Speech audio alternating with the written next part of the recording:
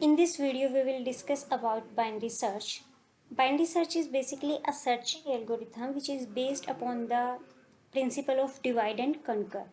Divide and conquer means जो हमें data collection दिया गया है जिसमें से हमें किसी पर्टिकुलर आइटम को सर्च करना है, हम उस पूरे डेटा कलेक्शन यानी कि एक लिस्ट हो सकती है, एक एरे हो सकता है, उसे पूरे को सर्च नहीं करेंगे सिक्वेंशियल ऑर्डर में, बल्कि हम उसे डिवाइड कर करके उन पार्ट्स में सर्च करेंगे जहां उस पर्टिकुलर आइटम होने की फिजिबिलिटी होगी। बाइनरी सर्च के लिए दूसरी एक कंडीशन बहुत ही ज़रूरी है कि binary search sorted data collection पर ही परफॉर्म हो सकता है। मीन्स जो लिस्ट या एरे हमें दिया गया है जिसमें से पर्टिकुलर आइटम को सर्च करना है वो सॉर्टेड ऑर्डर में होना चाहिए, आइदर इन असेंडिंग और इन डिसेंडिंग। अगर वो सॉर्टेड ऑर्डर में नहीं है डेटा कलेक्शन तो बाइनरी सर्च उस पर अप्लाई नहीं हो सकता।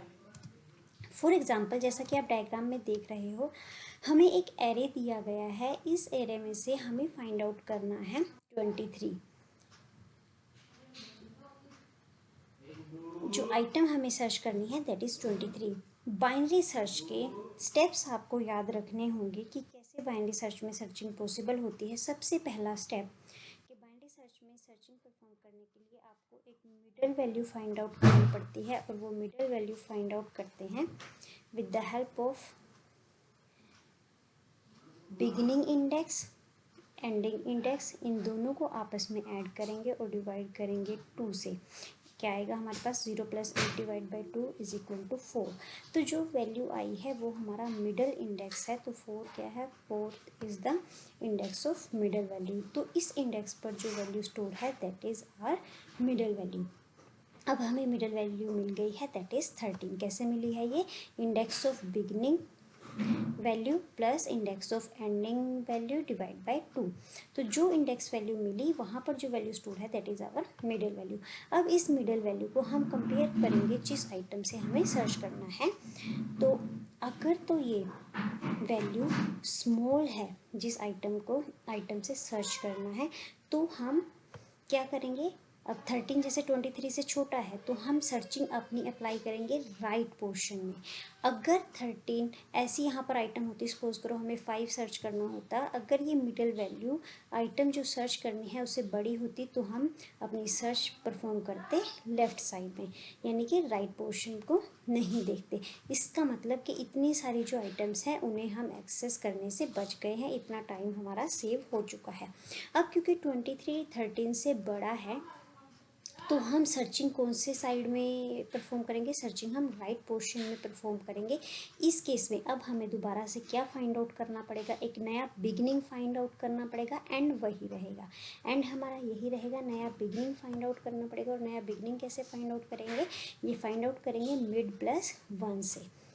तो नया बिगनिंग जो हमें मिला है दैट इज़ दिस वन। नए बिगनिंग का इंडेक्स क्या है? 5। Mid plus 1, 4 + 1। अब यहाँ पर आपको ना एक बात बहुत अच्छे से ध्यान रखनी होगी कि ये जो इंडेक्स वैल्यू है ये प्लेस वैल्यू है जिन पर कोई पर्टिकुलर आइटम स्टोर है। जब हम सिंपल बात करते हैं बिगनिंग, मिड, एंड की, तब हम बात कर रहे हैं इंडेक्स वैल्यू की, यानी कि मिड की बात कर रहे हैं तो 4, बिगनिंग की बात कर रहे हैं 0, एंड की बात कर रहे हैं 8। लेकिन जब हम इस मिड, बिगनिंग या एंड को हम एरे के साथ यूज़ करते हैं, एरे के नाम के साथ विद इन रेक्टेंगुलर ब्रैकेट में यूज़ करते हैं, तो हम बात कर रहे हैं इस पर्टिकुलर इंडेक्स पर स्टोर वैल्यू की। यानी कि यहाँ पर मिड ऑफ एरे का मतलब है, मिड ऑफ एरे का मतलब है 13। जब हम सिंपल बिगनिंग, एंड और मिड की बात कर रहे हैं तो हम इंडेक्स की बात कर रहे हैं, और जब हम mid of array, beginning of array और एंड ऑफ एरे की बात करते हैं तो हम यहाँ पर स्टोर वैल्यू की बात करते हैं। अब देखिए, नया बिगनिंग फाइंड आउट करेंगे वो क्या होगा? Mid plus 1 that is 5। And हमारा यही रहेगा। नया मिड अगेन फाइंड आउट करेंगे वो क्या आएगा? 5 + 8 13, 13 डिवाइड बाई 2 दैट इज़ 6। यहाँ पर हम फ्रैक्शनल पार्ट को इग्नोर कर देंगे, सिर्फ इंटीजर पोर्शन को कैरी करेंगे दैट इज़ 6। तो नया मिड हमारा क्या आया है?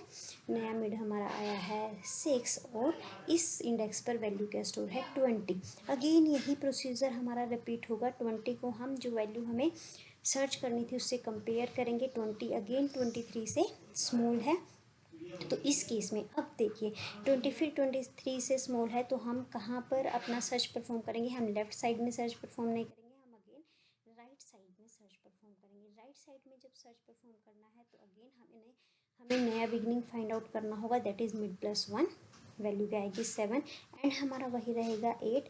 नया मिड फाइंड आउट करेंगे, that is beginning plus n divide by 2 जो कि आ जाएगा 7।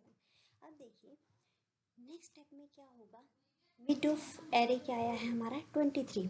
जब हमें कोई पर्टिकुलर आइटम मिलती है वो कहाँ मिलेगी, हमें हमेशा मिड पे ही मिलेगी। अब मिड ऑफ एरे आया है 23 इज इक्वल टू 23, यानी कि आइटम जो सर्च करनी थी वो मिल गई है और पर्टिकुलर एल्गोरिथम अब उस आइटम की लोकेशन को रिटर्न कर देगा और लोकेशन क्या है 7। अब देखिए एक चीज़ आपको और ध्यान रखनी है, अगर यहाँ पर ये वैल्यू जो वैल्यू हमें सर्च करनी है 13 से स्मॉल होती तो इस केस में हम बिगिनिंग हमारा यही रहता पहले वाला, अब हमें नया एंड फाइंड आउट करना होता और नया एंड क्या होता मिड माइनस 1। नया एंड क्यों फाइंड आउट करना होता कि सपोज करो हमें 5 को सर्च करना था तो हमारी जो सर्च होती वो राइट साइड में ना होकर लेफ्ट साइड में परफॉर्म होती और लेफ्ट साइड में परफॉर्म करने के लिए बिगिनिंग तो यही रहता 0, लेकिन हमें नया एंड फाइंड आउट करना होता जो कि नया एंड क्या होता मिड माइनस 1। तो याद रखना है जब राइट साइड में सर्च परफॉर्म करनी है तो हमें नया बिगिनिंग फाइंड आउट करना है, that will be mid plus 1। Left side में जब सर्च परफॉर्म करनी है तो नया एंड फाइंड आउट करना है, that will be mid minus 1।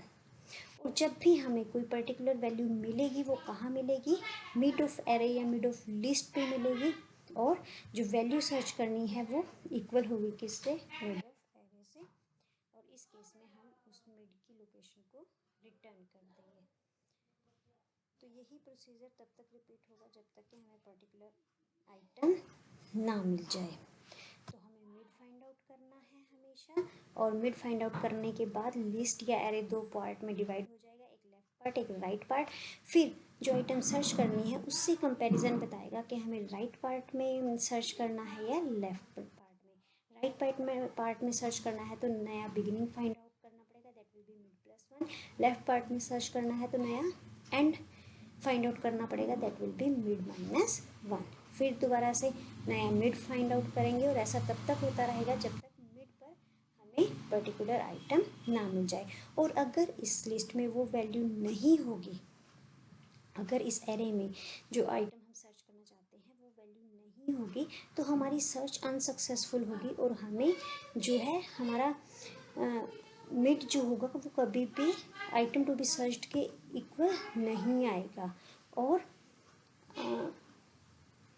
जो हमारी इंडेक्स वैल्यू है वो अपर बाउंड या लोअर बाउंड को क्रॉस कर जाएंगी सर्चिंग के टाइम। तो इस कंडीशन में क्या हो जाता है, आइटम अनसक्सेसफुल हो जाती है, मीन्स पर्टिकुलर आइटम हमें एरे में या लिस्ट में नहीं मिलती है। वो हम प्रोग्रामिंग के टाइम देखेंगे।